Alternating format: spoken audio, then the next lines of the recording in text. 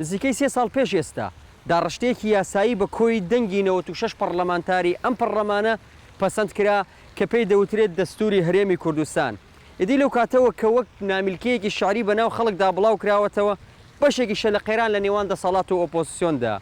لایەنە سیاسیەکانی هەرێمی کوردستان هەر کەسە و لە دیدگای خۆیەوە دەڕوانێتە ئەم ڕەشنووسە و پێی وایە کێشەکان تەنها ئەوەیە کە ئەو باسی لێوە دەکات. دەستور یان یاسای بنەڕەتی داڕشتەیەکی قانونیە بۆ میلەتێک یان کۆمەڵە میلەتێک کە پێکەوە لەسەر خاچێک دەژین. ئەم یاسایە کە ناوی یاسای بنەڕەتیە و بەدایکی یاساکان ناسراوە بەرزترین پایە قانونە بۆ ڕێکخستنی مافەکانی خەڵک لە وڵاتێکدا و ڕێنمایی و ڕێگە خۆشکەری شەبوون و سین و داڕشتنەوەی تەواوی یاساکانی تر لە وڵاتدا. بۆچون وایە کە پێویستە دەستور دادوەرێکی باڵا بێت بۆ پارێزگاریکردن لە مافی تەواوەتی سەرجەم پێکهاتەکانی نێو کۆمەڵگەیەک. لە مێژوودا کۆنترین داڕشتەی دەستور ساڵی 1600 زاینی لە کۆماری سان مارینۆ لە باشووری ئەوروپا نووسراوە کە تا ئێستاش کاری پێدەکرێت. باشووری کوردستان کە بە هەرێمی کوردستان داش عێراق لە کتاب و ڕێوڕەسمە ئیداریەکاندا ناوی دەنووسرێت لە 24 شەشی 2009 ڕەشنووسی دەستوری هەرێمی کوردستانی پەسەند کرد. بەڵام بەهۆی ئەوەی نەخرایە ڕاپرسیەوە و خەڵکی هەرێمەکە دەنگیان لەسەر نەداوە هەتا ئێستاش مشتومڕی هێزە سیاسیەکانی ناوخۆی کوردستانی لەسەر و ئەو مشتومڕانش دابەش دەبن بۆ چەند بیرۆڕایەک. خۆ ئەگەرچی ئەم ڕەشنووسە بەهۆی ناکۆچیەکانەوە لە بازنێکدا دەخولێتەوە بەڵام جگە لە بەرفرەبوون و زۆر باسکردنی کێشەکە تا ئێستا هیچ گروپ و لایەنێکی سیاسی ڕوونی نەکردوتەوە کە کرۆکی ناکۆچیەکەی لەسەر کام بڕگە و مادەی دەستورە. لە ئێستادا بیرۆڕاکان دابەشی دووبەرە دەبن. بەرێک لەوانە دەستور ڕەت دەکەنەوە و ناکۆچیەکەشیان تەنیا لەسەر بەشێکی کەم لە مادەکانی دەستورە. گروپەکەی تر کە زیاتر خۆی لە پارتی دیموکراتی کوردستاندا وێنا دەکات لەگەڵ تێپەڕکردنی ئەم دەستورەی ئێستایە و ئەوەی پێ باشترە کە خەڵک ڕاپرسی لەسەر بکات و نەگەڕێتەوە ناو پەرلەمان. بەپێی ئەو لێکۆڵینەوەی کە بۆ ئەم بەرنامەیە کردومانە ڕوون دەبێتەوە کە کرۆکی کێشەکەی نێوان لایەنە سیاسیەکان لەسەر ئەو مادە و بڕگانەیە کە تایبەتن بە دەسەڵاتەکانی سەرۆکی هەرێمی کوردستان و شێوازی سیستمی سیاسی هەرێمەکە بەلای بەرەی ئۆپۆزیسیۆنەوە کە خۆی لە هەرسێ بزوتنەوەی گۆڕان و یەکگرتووی ئیسلامی و کۆمەڵی ئیسلامیە دەبینێتەوە. دەسەڵاتەکانی سەرۆکی هەرێمی کوردستانی ناو ئەم ڕەشنووسی دەستورە زۆرە و زۆرکردنی ئەم دەسەڵاتانەش لەسەر حسابی کەمکردنەوەی دەسەڵاتەکانی پەرلەمانە. جگەلەوەش ئەوان پیان وایە ئەگەر سەرۆکی هەرێمی کوردستان بە هەڵبژاردننی ڕاستەوخۆی خەڵک دیاری بکرێت ئەوە پەرلەمان دەسەڵاتی نابێت بەسەریدا. بۆ ئەمەش پیان وایە پێویستە سیستمی سیاسی هەرێمی کوردستان سیستمێکی پارلەمانی بێت و لە بەرامبەریشدا چەند دەسەڵاتێکی شیا و ماقوڵ و شایستە بدرێت بە سەرۆکی هەرێم نەک بەم جۆرەی ناو دەستور دەسەڵاتی نیمچە ڕەهای هەبێت. سەرباری بۆچوونەکانی بەرەی ئۆپۆزیسیۆن لە ئێستاشدا بپی ئەو لێدوان و هەڵوێستانەی کە دەری دەبڕن وا دەردەکەوێت کە یەکێتی نیشتیمانی کوردستانیش کەوتۆتە بەرەی ئۆپۆزیسیۆن لەو قەیران و مشتومڕەی لەسەر دەستور هەیە.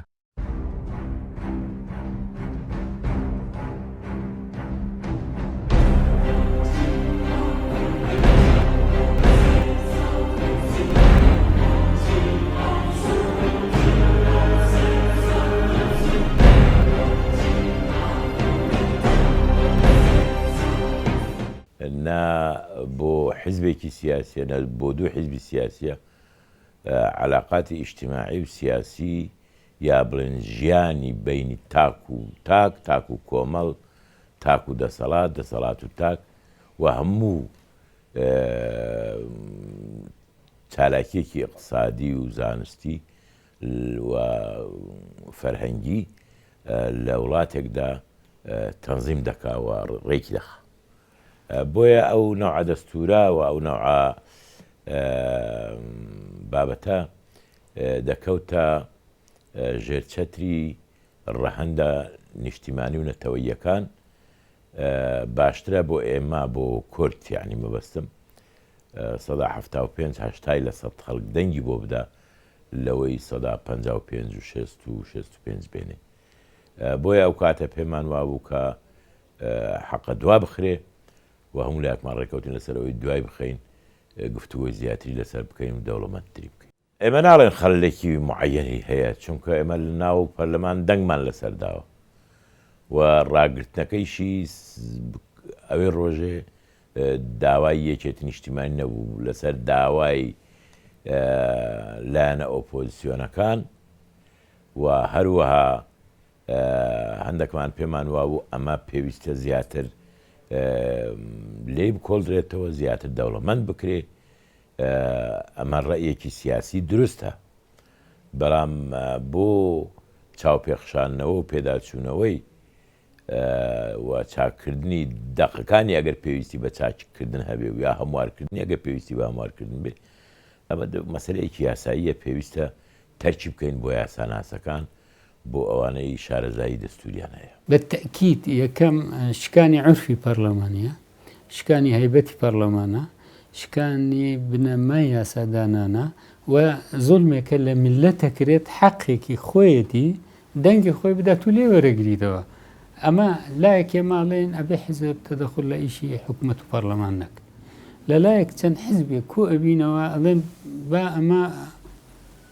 بە مخالفی یاسا بە مخالفی عورفی پەرلەمانی حەقی مکتەسەبی خەڵکی کوردستان لێ وەربگرینەوە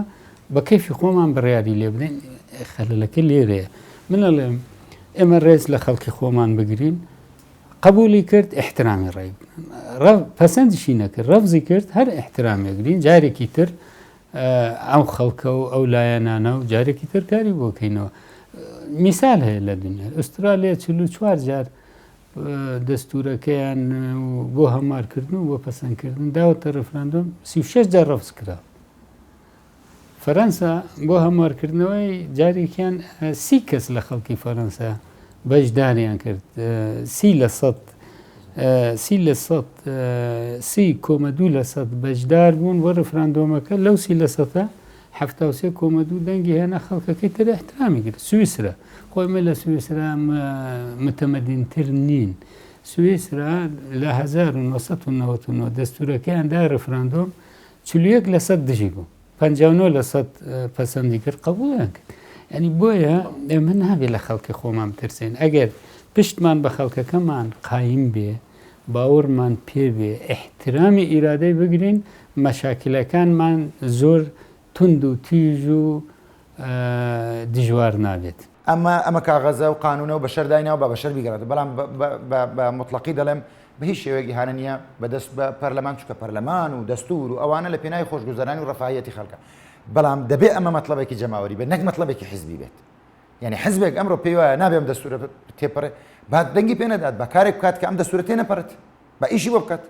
دوو تێگەیشتنی جیاوازە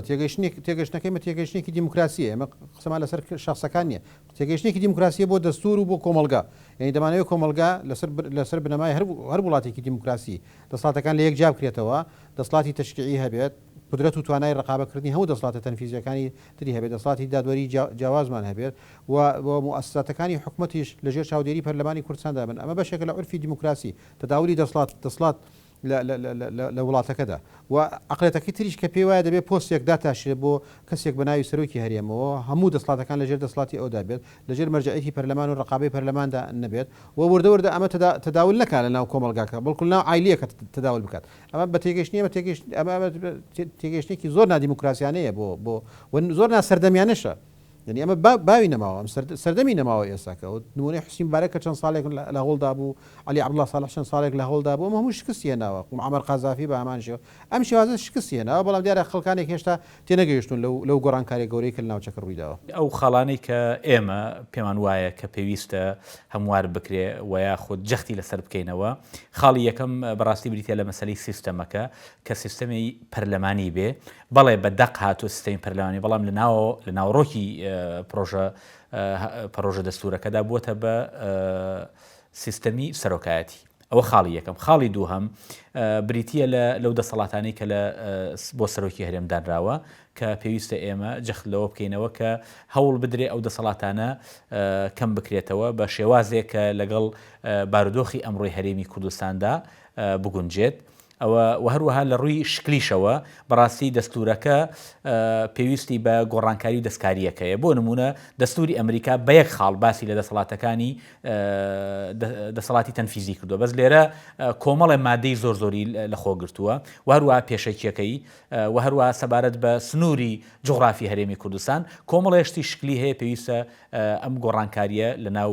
دەستوری هەرێمی کوردستاندا گۆڕانکاری تێدا بکرێت ئێمە تێبینی ئەساسیەکانمان لەسەر دەستوری هەرێمی کوردستان و ڕەشنووسێکە لە بەردەستایە لە چەند خاڵێکی ئەساسی خۆی بینێتەوە. یەکێکیان پێمان وایە مەسلەی جۆری سیستمی دەسەڵات یەکلایی نەکردوێتەوە. ڕاستە لە پێناسەکە وای پێناسە کردو سیستمی دەسەڵات لە هەرێمی کوردستان پەرلەمانیە، کۆماری پەرلەمانی دموکراتی، بەڵام لە حەقیقەتە کە چتە سەر خاڵەکانی تر زۆربەی دەسەڵاتەکانی دەسەڵاتە مەرکەزیە سەرەکیەکان، ینی دەسەڵاتی یاسادانان و تەنفیزی و قەزای و ئەوانە زۆری دابشکردنێکی ناهاوسەنگە لەگەڵ دەسەڵاتی سەرۆکایەتی، ینی دەسەڵاتی سەرۆکایەتیەکان زۆر کراون لەسەر حسابی دەسەڵاتەکانی تر. بۆیە پێمان وایە بە پێناسە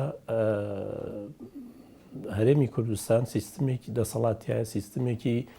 پەرلەمانی دیموکراسی کۆماریە، بەڵام لە واقعا لە ناوڕۆکی پرۆژەیاسای دەستوراکە لە بەردەستدایە دەسەڵاتەکانی حدودی 24 دەسەڵاتی داوەتە سەرۆکایەتی هەرێم کە ئەوە خۆی جێی تێبینیەکانیە بێ و مۆزۆعەک لا بکرێتەوە پیاچوونەوەیەک بە دەسەڵاتەکانی سەرۆکایەتی هەرێمە بکرێتەوە بەدەر لەوەی سەرۆکایەتی هەرێم کێیە کەسێکی معەن لە بەرچاومان یەکەم قسەیەکەین باسی پۆستی سەرۆکایەتی هەرێمی کوردستان هەرکەس بێ. ئەمە خاڵی یەکەم، یعنی جۆری سیستمی دەسەڵات پیاچوونەوەیەکی ئەوێت لە دابشکردنەوەی دەسەڵاتەکانیە لەگەڵ دەسەڵاتەکانی هەر سێ چوار سەرۆکایەتەکان. خاڵی دووهەمی زۆر جەوهەری ئەوەیە زۆر شەرمنانە ئەم دەستوری هەرێمی کوردستانە باسی لە سنووری ئیداری هەرێمی کوردستان کردووە. تا ئێستا ئێمە بە ڕۆشنی و بە جورئەتەوە باسمان لە ناوچە دابڕێنراوەکان نەکردووە. ڕاستە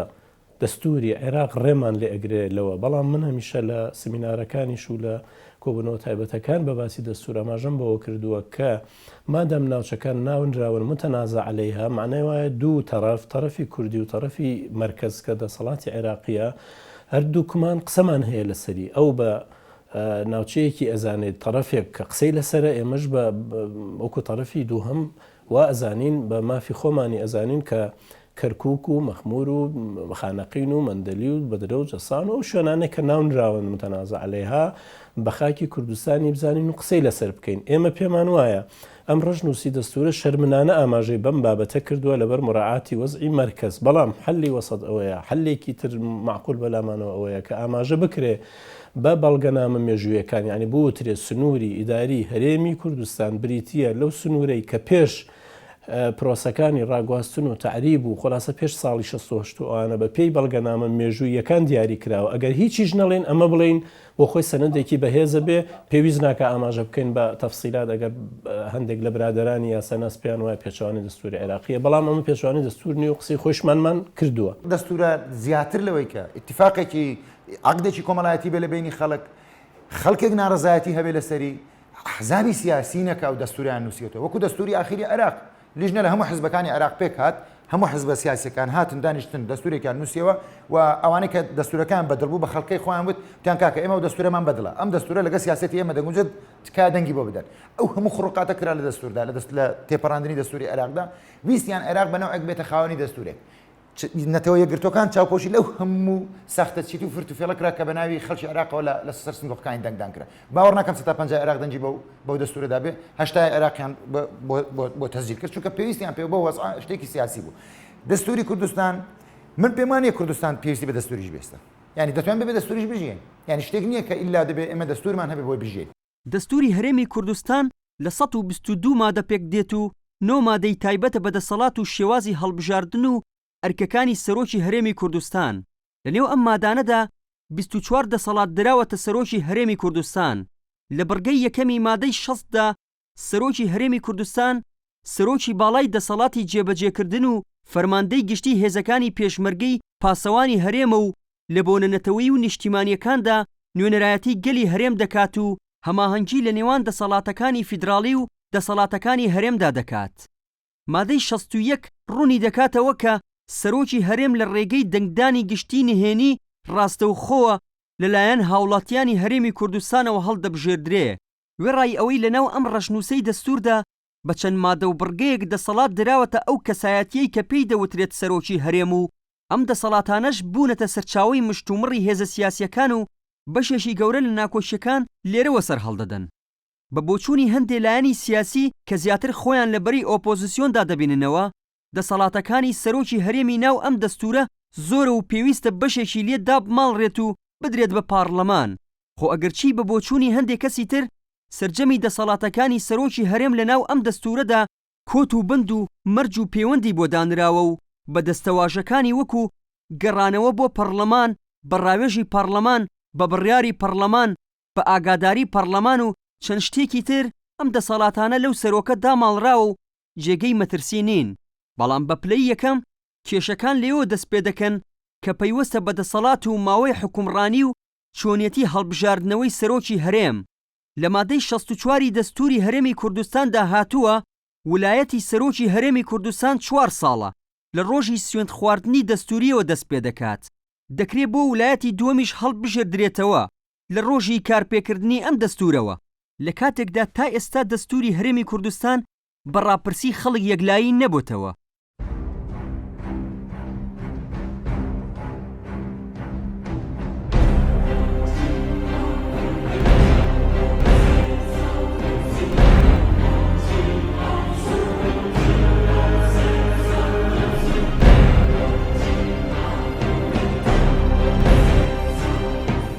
ئەبێ سەرۆکی هەرێمی کوردستان 3-4 دەسەڵاتی مڕەکەزی معقولی مناسب لەگەڵ مووقعی سەرۆکایەتی پێ بسپێردرێ وەکو هەموو ئەقلیمەکانی دنیا کە ئەزمموی زۆر لە دنیا هەیە. فعلەن ڕیزکردن و زۆرکردنی ئەو دەسەڵاتانە هەندێکی حەز ئەەکەم جەنابەت و بینەران و بیسەرانی بەڕێز بزانن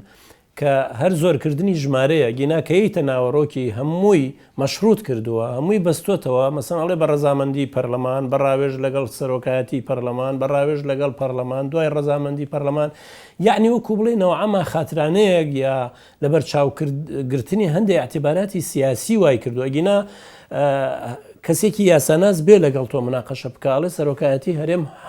دەسەڵاتەکانی زۆر سنووردارن، زۆر کەمن، چونکە بە ڕێژە زۆرن بە واقعوانیە. ئەمەی بۆ چییە؟ ئێمە بۆچی بە جورئەت و سەراحەتەوە باز لەم بابەتە نەکەین؟ 3-4 دەسەڵاتی بەهێزی محکەم وەکو وڵاتانی دنیا ئێستا نەتەوە یەکگرتوەکانی ئەمریکا 59 ویلایەت ئەبا بەڕێوە کە 50 وڵاتەکات ئەگەر بێتە سەر حەقیقەت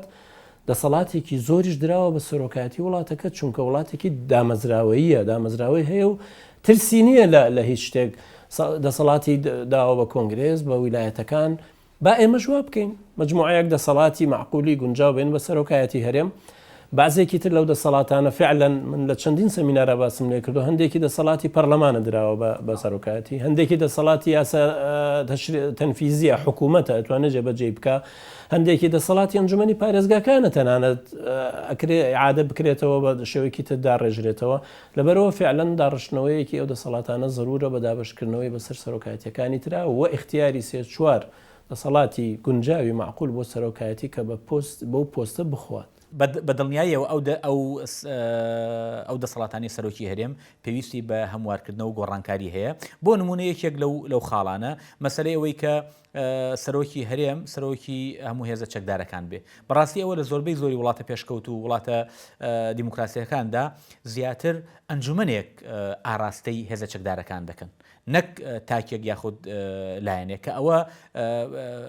یەکێکە لەو خاڵانەی کە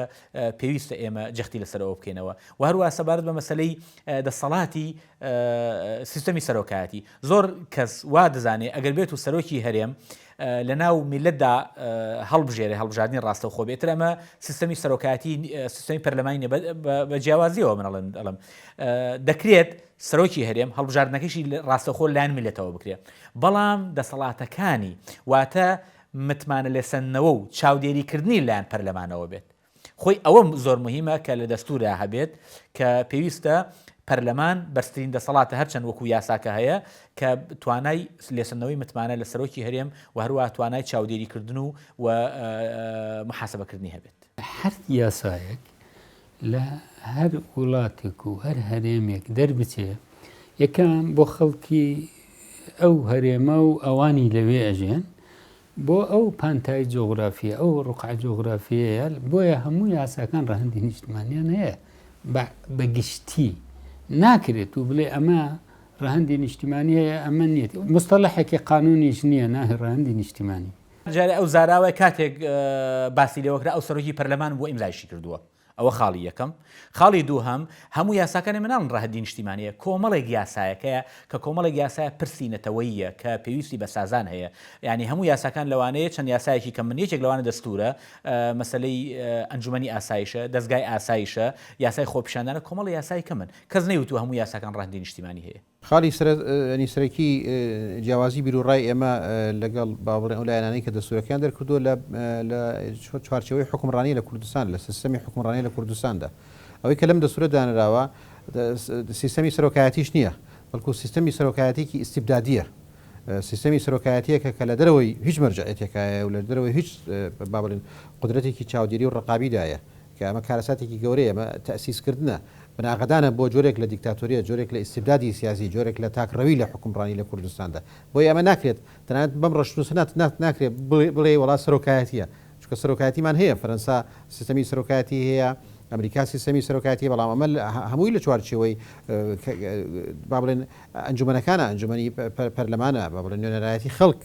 بڕیار لەسەردات چاودێری ئەکاتوانێک ئەمەی لەم ڕەشنووسەدانراوە لە ڕاستیدا بۆ کەسێک دانراوە ئەو کەسە دەکرێت بە مستەبد بۆیە ینی بە سلاحەتەکانی دەکرێت بە مستەبد لەوانەیە خۆی کەسێکی مستەبد دەبێت ئەو سلاحەتە زۆری کە پێدراوە بۆ خۆی ینی ئەمە بناغدانە بۆ جۆرێک لە ئیستیبدادی سیاسی و ئیستیبدادی حکومڕانی لە کوردستاندا بۆیە ئەمە سەرۆکایەتیە دارە بەدڵنیایە پەرلەمانی نییە بەڵام سەرۆکایەتێکیش نییە سەرۆکایەتی لە چوارچەوەی عورفی پەرلەمانی و لە چوارچەوەی عورفی دیموکراسیدا بەڵکو سەرۆکایەتیەکە لە دەرەوەی هەموو قەید و قیودێک بۆیە جیاوازی سەرەکی ئێمە لەوەیە کە ئەوەی ئێمە دەمانەوێت دەبێت یەکەم سەرۆکایەتەکە لە چوارچێوەی سیستەمی دیموکراسیدا بێت لە نوێنانانی خەڵک قدرەتی ڕقابەکردن و چاودێریکردن و محاسبەکردنیان بەسەریدا بەسەر سەرۆکدا و هەیئاتەکان هەموو هەیئاتەکاندا بشکێت و دواتر پەرلەمان بناغی سەرەکی هەم چاودێریکردن بێت و هەمیش بڕیاردان باوەڕێن یاسا دەرکردن بێت. سەرۆکی هەرێم بۆی هەیە لەو ڕۆژەوەی کە پەسەند دەکرێت دەستورەکە بۆ دوو خول ئەتوانێت سەرۆکی هەرێم بکاواتە 8 ساڵتر بۆکەی لەو کاتەوەی کە پەسەند دەکرێت کەی پەسەند دەکرێت کەس نازانێت تا ئێستش. بەنسبەت کاک مەسعود نەیوتووە خۆم تەرشی حەکەمەوە هێشتا معلوم نییە ینی ئەی کات یان ناکە ئەو حەقێکی خۆیەتی ئەگە بە پێی یاسا بکرێتن بە پێی دەستور بکرێتن ئەگەر نا من دڵنیە لە نزیکەوە کاک مەسعود دەناسم هەر بە ڕێزێکی تر کە خەڵکی کوردستان هەڵی بژێرێ ئەو پشتیوانی لێکە ینی کێشەکە لە یەک شوێندا کۆکراوەوە کە ئەویش مستەقبەلی سوڵتەیە لە وڵاتەدا مستەقبەلی حکومە لە وڵاتەدا تەنها و تەنها ئەوە گرنگە بۆ ئەحزابی سیاسی بۆ ئەحزابی سیاسی ئەوانی تر گرنگ نییە مجتەمەعاتی کۆمەلگەی ڕێکخراوەکانی کۆمەلگەی مەدەنیش بەڕاستی لەوەیاندا کەم تەرخەمن یعنی نەهاتون بڵێن ئەم برگەی لە دەستور لەگەڵ مافی مرۆڤ پێچەوانەیە ئەم برگە لە دەستور لەگەڵ مافی خەڵکی دیکە ئەوە مطابق نییە. چەند ساڵێکە مەسعود بارزانی سەرۆکی هەرێمی کوردستان و لە کۆتایی ساڵەکانی تەواوبوونی خولێکی سەرۆکایەتیکردنی هەرێمی کوردستاندایە و پێشتریش لە باری نائاسایی هەرێمەکەدا هەر لەو پۆستەدا بووە بەڵام لە نێو ئەو مادەی دەستوردا کە تایبەتە بە شێوازی هەڵبژاردننی سەرۆکی هەرێم و بەپێی ئەو مادەیە و لەو سۆنگەیەشەوە کە تا ئێستا دەستوری هەرێمی کوردستان بە ڕاپرسی گشتی یەکلایی نەکراوەتەوە بە بڕوای هەندێک لە پسپۆڕانی یاساییش ئەو چەند ساڵی ڕابردوو کە مەسعود بارزانی سەرۆکی هەرێم بووە وەک سەرۆکی هەرێم بۆی ئەژمار نەکراوە و بەمەش مەسعود بارزانی دەتوانێت بۆ ماوەی 8 ساڵی دیکە خۆی بۆ سەرۆکایەتیکردنی هەرێمی کوردستان هەڵبژێرێتەوە کە بە بۆچوونی هەندێک لایەن بە تایبەتی لایەنەکانی ئۆپۆزیسیۆن ئەوەش جێگەی نیگەرانیە و پێیان وایە ئەو مادەی دەستور لە قازانجی پارتێک بەناوی پارتی دیموکراتی کوردستانەوە نووسراوەتەوە و واتای مۆنۆپۆل و دەست بەسەراگرتنی دەسەڵاتە لەلایەن ئەم حیزبەوە بۆ ماوەیەکی درێژ هەر وەک چۆن ئەمەش یەکێکە لەو کێشانەی کە بەشێک لە پارتە ئۆپۆزیسیۆنەکان و هەندێک لەو نەیاریەی کە لەگەڵ پارتی دیموکراتی کوردستان دەکرێت لەسەر دەستوری هەرێمەکە.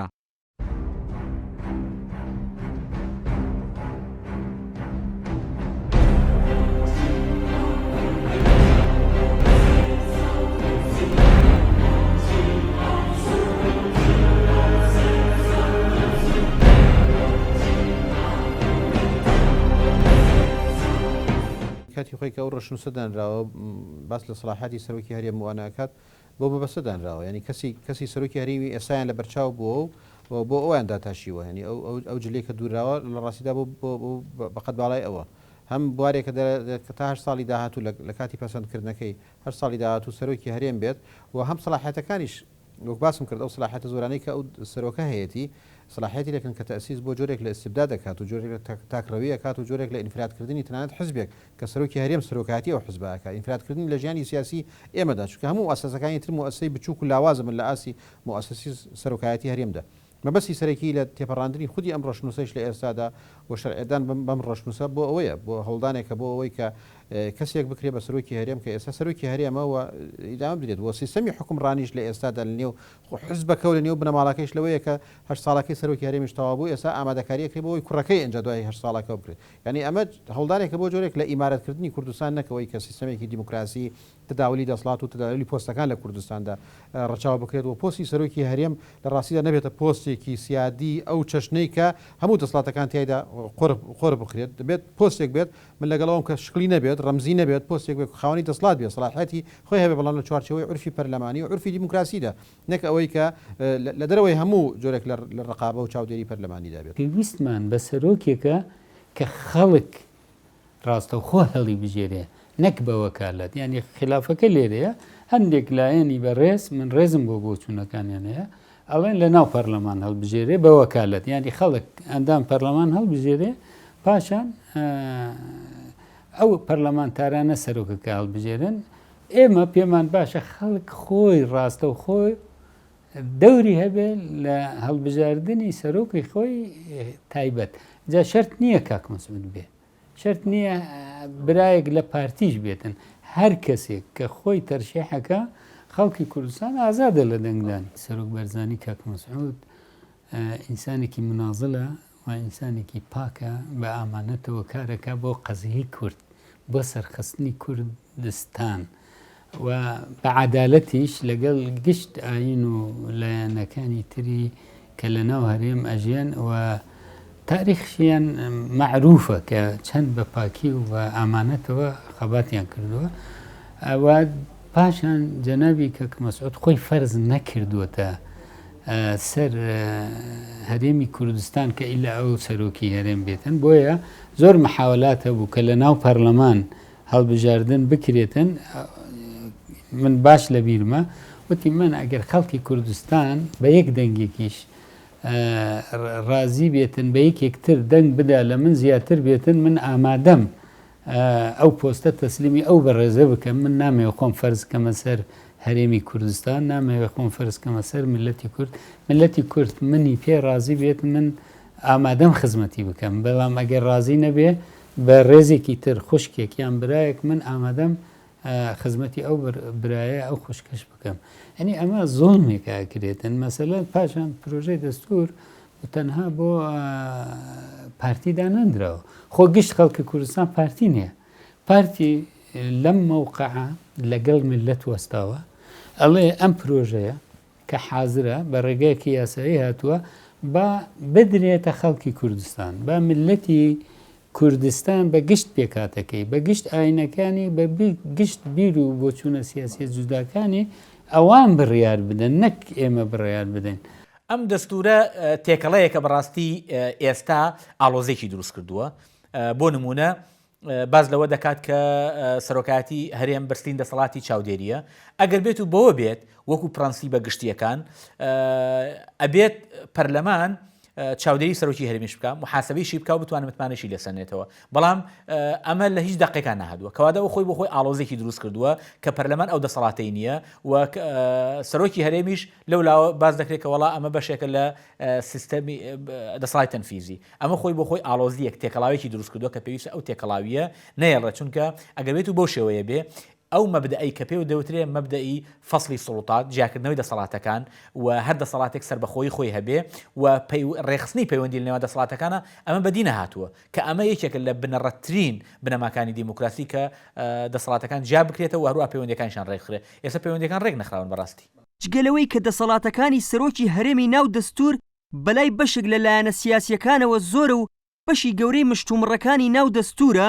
بەڵام هاوکات چەند مادە و بڕگەیەکی تری ناو دەستور تێبینی و ناکۆچی لەسرە و بوون بە بەشێکی کەم لە مشتومڕە گەورەکە هەر بۆ نمونە بە بۆچوونی هەندێک کەس پرۆژەی دەستوری هەرێمی کوردستان بە پێشێکیەک دەستی پێکردووە کە حکم یان هێزی یاسایی پێ نەدراوە و تا ئێستا نازانرێت کە ئایا ئەم پێشەکیە داڕشتەیەکی ئینشائیە یاخود مادەیەکە لە مادەکانی ناو ئەم دەستورە. ئەم گروپە پێیان وایە ئەم پێشەکیەی دەستوری هەرێمی کوردستان شێوازێکی چیرۆک ئامێزی لەخۆگرتووە و ناوەڕۆکەکەشی پێک دێت لە چەند بەسەرهاتێک کە لە نیو سەدەی ڕابردوودا بەسەر تاکە گەلێکدا هاتووە کە ئەویش گەلی کووردە. بەشێکی تر لە ڕەخنەگرەکانی ئەم ڕەشنووسەی دەستور پێیان وایە لەبەرەوەی بە هیچ شێوەیەک لە دەستوری هەرێمی کوردستاندا ئاماژە بە جارنامەی مافەکانی مرۆڤ نەکراوە، ئەم ڕەشنووسەی دەستور لە ئێستادا زامنی بەرقەرارکردنی ئاشتی و پارێزگاریکردن نییە لە مافەکانی مرۆڤ لەم کۆمەڵگەی باشووری کوردستاندا.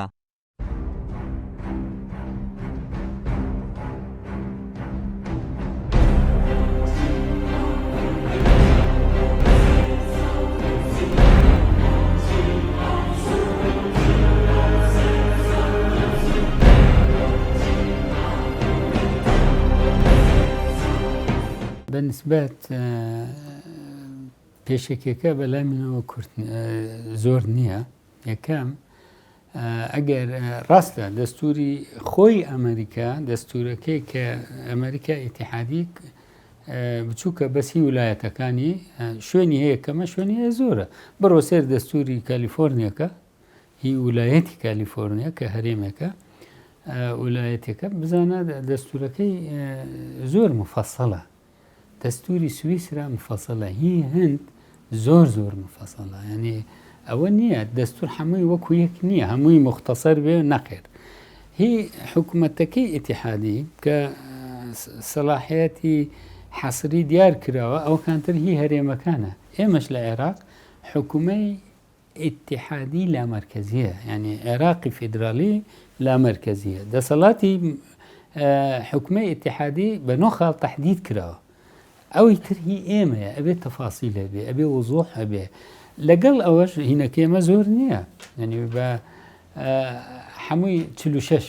لاپەڕەیە. ینی ئەوەنە دەستورێکی مفەسەڵ نییە. ئەمە نقطەی تر ئەوەی باسێک کە باسی جینۆساید کراوە کە ئێمە ملەتێکی تووشی جینۆساید بوون. ئێمە خاکەکەمان کیمیەباران کراوە. ئێمە وەسائلی ئەعلامی قەوەتمان نەبووە دنیا لێت تێبگات و چیت. بۆیە بە ڕێی من مقدمەکەی چەند مفەسەڵ بۆیە باشتر بوو، چونکە وەختی ئەم پرۆژەی دەستورە ببێتە دەستور سەر تاسەری دنیای خوێن و ئەچێتە ئەرشیفەکانیان. ئەو پێشەکی زیاتر لە مێژوو ئەچێ نەک لە پێشێکێک بۆ دەستور. بۆیە پێویستە زۆر کورد بکرێتەوە و ئەوەی کە جەختی لەسەر بکرێتەوە ئەوەیە کە ئەم دەستورە بریتیە لە بنەمای سەرەکی بۆ پێکەوە ژیانی هەموو دانیشتوانی هەرێمی کوردستان بە تێگڕای پێکهاتە دینی و مەزهەبی و نەتەوەیەکانەوە و بنەمایەکە بۆ مامەڵە لە نێوان تاک و دەسەڵات و هەروەها لە نێوان دەسەڵاتەکان و چۆنێتی ئەو گرێبەستەی کە ئەو دەستورە بنیاتی دەنێ بۆ کۆمەلگای کوردەواری. یەکێک لەو خاڵە جەوهەریانە کە شتێکی فەنیە بەس گرنگیشە لە دێباجەی دەستوری هەرێمی کوردستانە پێشەکیەکە یەکلا نەکراوەتەوە کە ئایا ئەم پێشەکیە حکمی مادەیەکی قانونی هەیە یان بابەتێکی ئینشائیە ئیستینادی ناکرێتە سەر نابێتە دایکی بەشێک لە یاساکان کە دەرەچن یان مەرجع بۆ هەندێک یاساکە دەرەچن. بەی چاودێرانی سیاسی و یاساناسانیش کۆکردن لەسەر ئەوەی تەبعێکی ئینشایی و داڕشتنی هەیە زیاترەوەی کە مەدروس بێ، یعنی خاڵەکان بە هەند گیرابن بە مەبەست وترابن. وا نازانم مشەڕعیش کاتی خۆی ئەمە نەزانێکە یەینە سەری وەکو ئاماژەم پێکرد لە باتی ئەو بابەتانەی کە ئیشارەی پێکراوە بابەتە مێژویانە و ڕوودا مێژویانە باسی وێستگە سیاسی حساسەکان کە یەکێک لەوانە من ئاماژەم پێکرد کە ئەو بەڵێن نامە و پەیمان نامە و ڕێکەوتن نامە جیهانیانەی کە ئاماژەیان کردو بە مافی گەلی کورد حەق بۆ ئەوانەی تێبخرابایە بۆ ئەوەی وەکووتم بیری چاودێر بخرێتەوە لە هەر شوێنێکی ئەم سەرزەمینە لە ناوەندە سیاسی نێونەتەوەیەکان تا ئاگاتە ئیقلیمی و ناوخۆیەکان بیری بکەوێتەوە کە کورد ناتوانێت بەرەو دواوە بگەڕێتەوە کە پێش 80 ساڵ ئەم باسانەی بۆ کراوە. ئەوە معقولترە لەوەی کە بەم بابەتە ئینشائیانە کە باسی بابەت تراژیدیەکانەکەوە شتی لەوە گرنگتر و حساستر هەیە بەسەر خەڵکی کوردستانە هاتووە لە بیر کراوە. ئەم دەستورە بەرهەمی اتفاقی استراتیژی بینی پارتیوێکی کرد. یعنی ئەوەی کە بالضبط ئەو نقطەیە کە ئێستا گۆڕان تەرکیزی لەسەر دەکات خلافی لەگەڵی هەیە هەر هەمان ئەو خلافەیە کە گۆڕان وەختی خۆی لە ناو یەکێتی هەیبوو لەسەر اتفاقی استراتیژی لەسەر بەجێهێشتنی دەسەڵات بۆ پارتی لە بۆ بەڕێز سەرۆکی هەرێم مەسعود بەرزانی هەموو ئەوەی کە گلەیەکە لەسەر دەستور هەیە ینی لە لایەنە سیاسیەکان ناڵم لایەنی خەڵک چونکە خەڵکێکم نەدی بێتە سەرجادە بڵێ من لەگەڵ ئەو دەستورە مەعارضم ئەوە 3 ساڵە بەناو خەڵکدا بڵاو بۆتەوە ئەوە یەک ئەم برگەیە ئەم فەقەرەیە جەوهەری اتفاقی استراتیژی پارتی یەکێتیشە کە چۆتە ناو دەستورەوە ئەمە بۆ ماوەیەک حکم تهدید کراوە لە کوردستاندا لە بین پارتی یەکێتی بە اتفاقی استراتیژی دانیشتونە ماوەی حکوومەتیان بخۆیان تهدید کردو کە ئێمە تا ساڵی 2015 بەم شێوە حکم دەکەین و ئەمان بردوتە ناو دەستوریشەوە ئەم دەستورە دوو حاڵەتەیە ئەم بەرگەیە نابێ وەکو ئەوە تەماشایکەین کە بۆ بەڕێز مەسعود بارزانی نووسراوەتەوە و نابێ واش تەماشایکەین کە هەتاتای بەڕێز مەسعود بارزانی سەرۆکی هەرێم دەبێت خەڵک هەست بە ئەمان بکات ڕەنگ بێ کاتێک کە ببینێ ئەم بەرگەیە ئەگەر ئەم یاسایە ببینێ و بەڕێز مەسعود بارزانی سەرۆکی هەرێم بێت بەڵام ڕنگ بێ خەڵک هەست بە ئەمان نەکە وەختی دوایین بەڕێز مەسعود بارزانی کابرایەکی تونندڕەوی ئیسلامی بێتە سەرۆکی وڵاتە ئەو کاتە ئەو دەسەڵاتانە چۆن بەکاردێنێەوە ئەمڕۆ ڕنگ بەڕێز مەسعود بارزانی بەشێک لەو دەسەڵاتانە بە هیچ شێوەیەک بەکارنێنێت بە دەنگی ڕاستەوە خۆی خەڵک هەڵ نەبژێردرا بە دەنگی پەرلەمان هەڵبژێندرا تەسیری تێ نەکرد ئەو کاریزمایەکی هەیبوو هەر هەیبوو ینی ئەو سەرۆکی حزبێکیش بوو هەر ئەو سوقلەی هەبوو لە سیاسەتی کوردستاندا سەرۆکی هەرێمیش نەبوو بوو بە سەرۆکی هەرێمیش هەر هەمان کاریگەری هەیە مناڵێم دەستورێکمان هەبێ ئەم دەستورە هەموو لایەک دەنگی بۆ بدە و کاتی خۆشی 25 حوت نەخرا دەنگ بەم مەبەستە نەخرا دەنگ نە لە ژێر فشاری کەس تێدەگەی نە بە هەڕەشەی کەس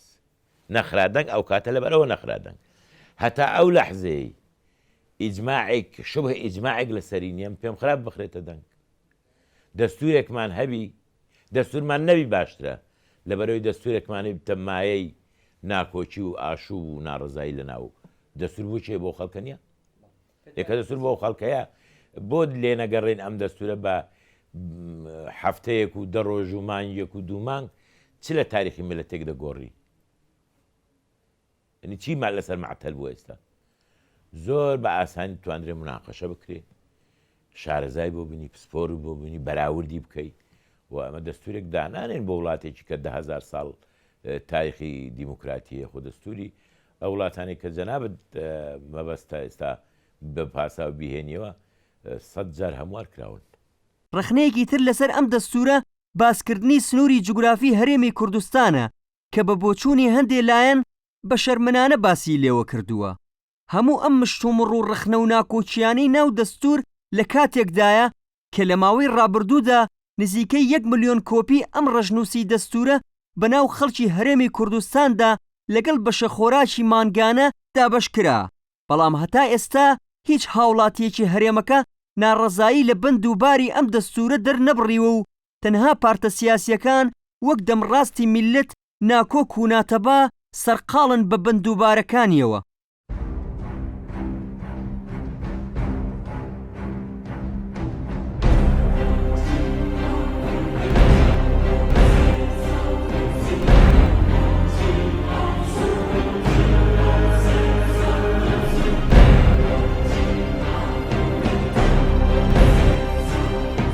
لەناو ئەم پرۆژە یاسایە بەڕاستی لامەرکەزیت فرامۆش کراوە ینی دەسەڵاتی ئەنجومەنی پارێزگاکان کاڵ و کرچە ئێمە پێمان وایە ئەگەر بمانەوێ لامەرکەزیت بەهێزکەین دەسەڵاتی ئیداری ناوچەکان بەهێزکەین کە ئەوە لە خزمەتی گەشەی ئابووری و سیاسایە لە هەر وڵاتەیەک ئەبێ پیاچوونەوەیەک بۆ خاڵەشا بکرێ و بە شێوەیەکی گشتی منەمەوێت لەم بەرنامەی بەڕێستان ئاماژە بەوە بکەم کە ئەم پرۆژە یاسایە وەکو زۆرێک لە یاساناسانی ژێلێن مەرجنێ لە ئەلفتایی پیاچوونەوەی پیا بکەین باز لە خاڵە جەوهەریەکانیەتی هەندێک تێبی وردە تێبینی هەنەکرێ لە کاتی خۆیان بیڵێن بۆ نمونە من باسم لێ کردووە دەیان جار باز لەوە ئەکاڵێ پشت بەستن بە دەستوری عێراقی پێویست ناکە ئێمە تەحسیل حاصڵە دەستوری هەرێمی کوردستان ئەبێت دژنەوەستێتەوە لەگەڵ دەستوری عێراقی بە پێی دەستوری عێراق کە دەنگمان پیاوە لە 1970 خەڵکی عێراق دەنگی پێداوە بە خەڵکی کوردستانیشەوە لە زۆر شوێنە ئەڵێ ئیستیناد لەسەر پشتبەستن بە دەستوری عێراقی کە ئەوە هەڵەیەکە بەسەر مشەڕعی هەرێما تێپەڕی و پێویست ناکە ئاماژەی پێ بکەین یەک جار کافی ئاماژەی پێ بکەین و بەنسبەت سنوورەکانی هەرێمی کوردستانی شەو ناوچەدا بڕێنراوەکان زۆر باز لە مادەی 140 لە کاتێکا مادەی 140 دەستوری عێراقی مادەیەکە وەکو هەر مادەیەکی تر ئەگەری ئەوەی هەیە ڕۆژێک لە ڕۆژان تعدیل بکرێت لەلایەن عێراق و بخرێتە دەنگدانەوە و ئەگەر هەموو خەڵکی کوردستانیش دەنگی پێنایە ڕەنگە زۆری نەتەی پەڕێنن ئەسەم مادەکە لەغوو بکرێتەوە خۆی لە مادەیەکی ترە مادەی 140 معلق هێڵ ینی هەڵپەسێراوە ئەکرێ لەغوو بکرێتەوە لەبەرەوە پێویست ناکە مشەڕعی عێراقی پشت ببەستێ بە مادەی 140 بۆ ئیسپاتکردنی ناوچە سنووریەکان ئەویش زۆر ئیستشادی پێکراوە کەوە تێبینی خۆمە لەسەری پرۆژەکە ڕێگەی یاسایی خۆی بڕیوە و زەروریش هەرێمی کوردستان پرۆژەی دەستوری خۆی هەبێتن دەستوری هەرێمی کوردستان هەبێتن لە ناو دەستورەکەش مادەیەک هەیە ئەگەر پێویست بە هەموارکردن بکە پێویست بێ مادەیەک بگۆڕێ لە ئایندا یەک لە سەرسێ ئەندامانی پەرلەمان داوا بکەن لە پەرلەمانی کوردستان ئەگەر پەرلەمان بەدوو لە سەرسێ موافقەتی کرد پرۆژەکە ئەچێتە بواری هەموارکردنەوە ئەدرێتەوە خەڵکی کوردستان یان سەرۆکی هەرێم و ئەنجومەنی وەزیران ئەگەر داوا بکەن لە پەرلەمانی کوردستان هەم بەدوو لە سەرسێ دەنگی ئەندامانی پەرلەمان موافقەت بکەن دووبارە حازرە بۆ هەموارکردن ینی پرۆژەیەکی مەرەنە ینی نەرمە بۆ من ئەڵێم نەگەڕێتەوە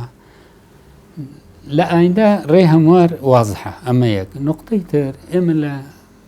پەرلەمانی کوردستان و لە دنیاش چەند شتێک هەیە ئەبێت بێ یاسایی لەگەڵ نەکەین مەسەڵەن یەکیان عرفێکی پەرلەمانی هەیە ئەگەر پرۆژە یاسایەک لە ناو پەرلەمان دەنگی لەسەر درە حتاکو ئەگاتە ئەو شوێنەی ئیزدارە کرێ اینجا ئەگەر لە دەوڵەتێک بێت کۆماری بێت تا سەر و کۆمار ئیزداری یاساکاتەن یان مەلیک بێ مەلیکەکە یا هەرێم بێ سەرۆکی هەرێمەکە تا ئەو مەرحەلەیە هیچ دەسەڵاتێک یاسا ڕێگای بە کەس نەداوە بە هیچ دامەزراوەیەک بیگەڕێنێتەوە بەنسبەت ئێمەش لە هەرێمی کوردستان یا بە یاسا ڕێ بە کەس نەدراوە لەو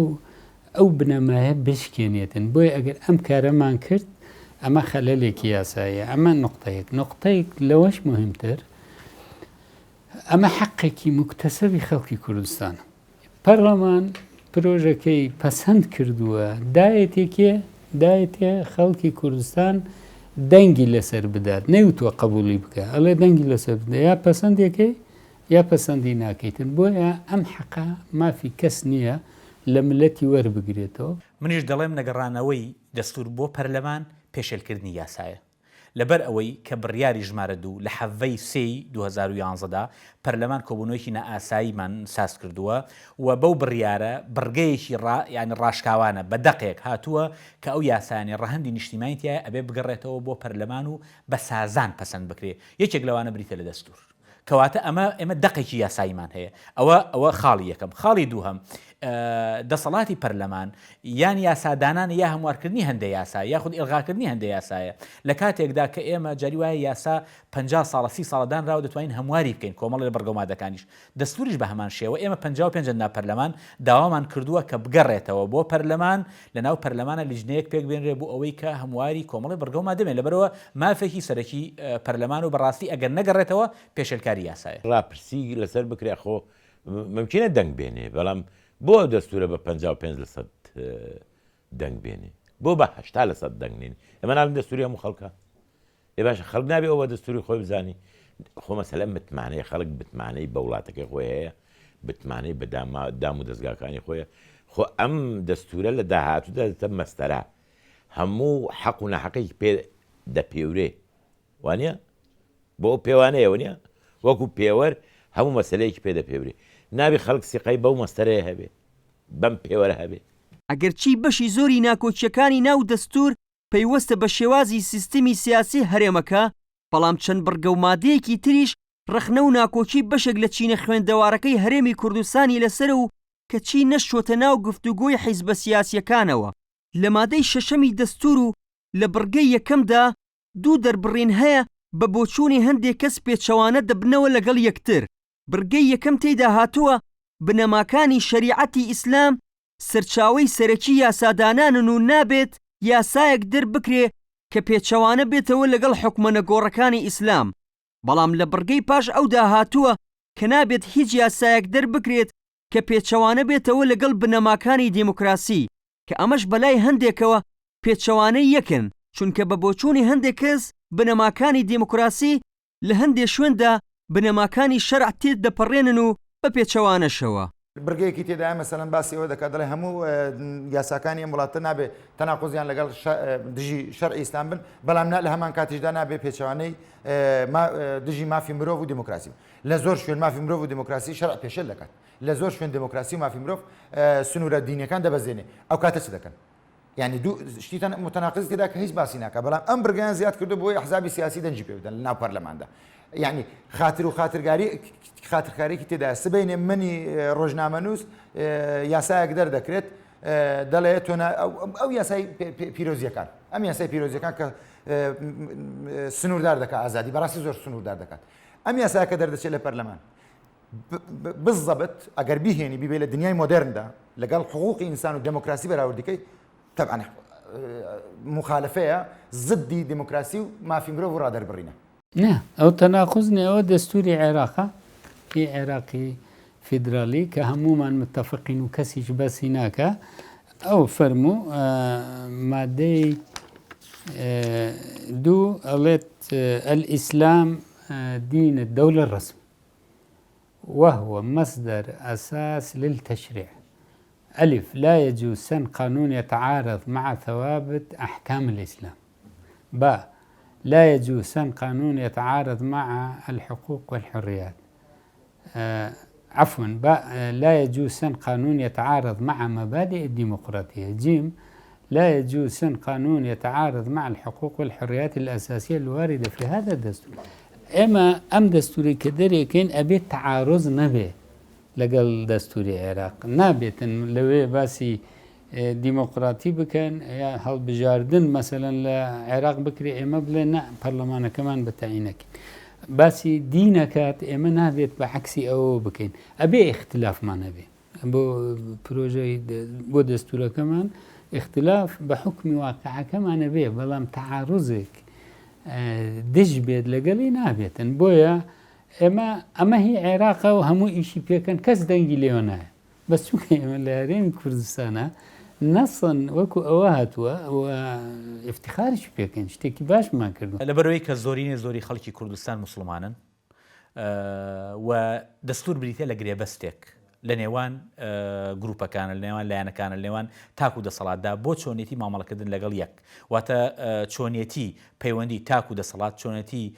دەسەڵاتەکان پەیوەندی نێوان دەسەڵاتەکان لەگەڵ یەکتریا، چۆنی مامەڵەکردن. ئەمە بەدڵنیایە تۆ دەستور بۆ کێدانی بۆ هاوڵاتیان دانی کە زۆربەی زۆری ئەو میلەتە مسلمانە بەدڵنیاییەوە ئەبێ دەستورێک بێت کە ئەو خەڵکە پێ ڕازی بێ. ئەوە خاڵی یەکەم. خاڵی دووهەم و ئەبێ ئەم دەستورە کە ئێمە ئەڵین گرێبەستێکە ئەبێ بە سازان بێ. لەبەرەوە مادەم بە سازانە ئەو بنەمای تێدایە کە سەبارەت بە مەسلەی هەر یاسایەک هەر بڕیایەک دەچێت پێچەوانەی بنەما سەرەکیەکانی ئەی ئیسلامێ ڕەت بکرێتەوە، بە هەمان شێوە ئەو بنەمایشی تێدایە کە ئەگەر بێت و هەر بڕیارێک یاسایەک دەچێت پێچەوانەی بنەماکانی دیموکراسی بێ ئەوش ڕەت بکرێتەوە، کەواتە خۆی بۆ خۆی ئەوە پەیامێکی زۆر ڕاستەوە خۆی بۆ سازان لە نێوان هەموو چین و توێژەکاندا. ئیدی هەرچی بێت و هەرچۆن بێت لە ئێستادا قەیرانی دەستور تەون و جاڕی نێوان دەسەڵات و ئۆپۆزیسیۆنە. نقطەیەکی زۆر گرنگی دیکە هەیە، ئەویش زۆر خەتە ئەوە ینی بەنسبەت پارتیەوە ئەویش زۆر جێی قەلقیە، ئەوەیە کە وانیشان دەدرێت ئەم دەستورە دەستوری پارتیە، ئەم دەستورە دەستوری یەکێتیشە، ئەم دەستورە دەستوری ئەو حزبانەیە کە ئەو نەوەت و قسوورەندامەیە کە لە پەرلەمان دەست ئەنجام پێداوە، ئەو کاتە خاوەنی بوون. ئێستا دەڵێن دەستور لە پەرلەمان تێپەڕێنرا، نا تێنەپەڕێنرا، تێپەڕی ئیسلامیەکان دەیانتوانین دەنگ نەدەن. ئەوانەی کە ئەو کاتە هەشت ئەندام پەرلەمان ئیلتیحاقیان بە گۆڕانەوە کرد بوو دەیانتوانین دەنگ نەدەن، مەجموعەکان دەیانتوانین دەنگ نەدەن. کە دەنگی بۆ دراوە تێپەڕیوە لە پەرلەمان، نابێ بڵێن تیان پەڕات بە کوتەک نییە، ئەمە پرۆسەیەک و تێپەر. دوو پارتی لەوە دەترسێ ئەم دەستورە بگەڕێتەوە پەرلەمان جارشکەنێتەوە دەرێ، یعنی ئالیەتی پێداچوونەوە بە دەستور، میکانیزمی پێداچوونەوە بە دەستور دەبێت لە دەرەوەی پەرلەمان بێ، ئەنجا ڕێگایەک بدۆزنەوە بیبەنەوە پەرلەمان بەس بۆ دەنگ لەسەردا. بۆچوونی بزوتنەوەی گۆڕان لەسەر دەستور بە بۆچوونی ئەم بزوتنەوەیە سیستەمی سیاسی هەرێم لەم دەستورەدا سەرۆکایەتی ئیستبدادیە، سیستەمەکە لە دەرەوەی هەموو چاودێریەکدایە، ئەمەش کارەساتێکی گەورەیە. ئەم دەستورە بۆ کەسێک دانراوە و بە زۆر دەیسەپێنێت. بزوتنەوەی گۆڕان پێی وایە لە کاتی نووسینەوەی دەستوردا سەرۆکی هەرێمی ئێستایان لە بەرچاو بوو و ئەم دەستوریان بۆ ئەو داتاشیوە. هاوکات پیان وایە ئەم دەستورەی ئێستا هەوڵدانێکە بۆ جۆرێک لە ئیمارەتکردنی کوردستان، بۆچوونی یەکگرتووی ئیسلامی کوردستان لەسەر دەستور، بە بۆچوونیەوان سیستەمەکەی یەکلایی نەکردوتەوە کە پارلەمانیە یان سەرۆکایەتی. دەسەڵاتی سەرۆکایەتی زۆر کراوە لەسەر حسابی دەسەڵاتی پارلەمانی، لا مەرکەزیەت فرامۆش کراوە و دەسەڵاتی پارێزگاکان لەم دەستورەدا کرچ و کاڵە. زۆر بە شەرمنانە باسی لە سنووری ئیداری هەرێمی کوردستان کردووە. یەکگرتووی ئیسلامی پێی وایە چەندین جار باز لە مادەی 140 کراوە و خودی ئەم مادێش قابلی هەموارکردنە. بۆچوونی کۆمەڵی ئیسلامی لەسەر دەستور. کۆمەڵی ئیسلامی دەیەوێت سیستەمی سیاسی هەرێم پارلەمانی بێت، بە بۆچوونی ئەم حیزبش دەسەڵاتەکانی سەرۆکی هەرێم زۆر و پێویستە کەم بکرێتەوە.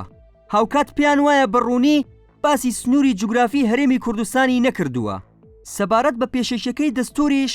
ئەم حیزبە پێی وایە پێشێکیەکەی خراپە و لە مێژوو دەچێت نەک لە دەستور. پێویستە ئەم دەستورە بگەڕێتەوە بۆ پەرلەمان و هەموار بکرێت. بۆچوونی یەکێتی نیشتیمانی کوردستان لەسەر دەستور. یەکێتی ڕای دەگەیەنێت کە ئەوان ناڵێن دەستور هەڵەیەکی دیاریکراوی تێدایە. بە بۆچوونی یەکێتی ئەم دەستورە دەکەوێتە چوارچێوەی ڕەهەندە نیشتیمانیەکان و هێڵی سووریان لەسەری نییە. پێمان باشە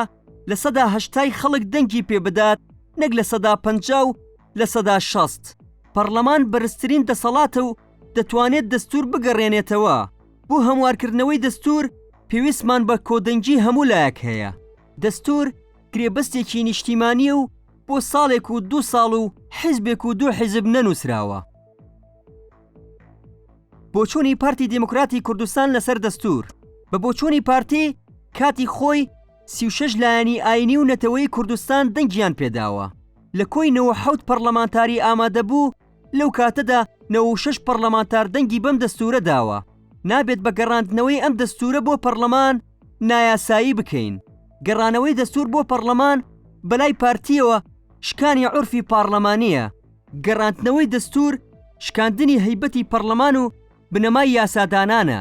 گەڕانەوەی دەستور زوڵمێکە لە میلەت دەکرێت چونکە مافی خۆیەتی دەنگی پێ بدات. ئێستا لە هەرێمێکی بێدەستوردا بەشێک لە کێشەکان لەسەر دەستورە. قەیرانەکەش لەو کاتەدا مەترسیدارتر دەبێ کە هێڵە سوورەکانی دەسەڵات هەمان هێڵی سووری ئۆپۆزیسیۆن بێ لەسەر دەستور.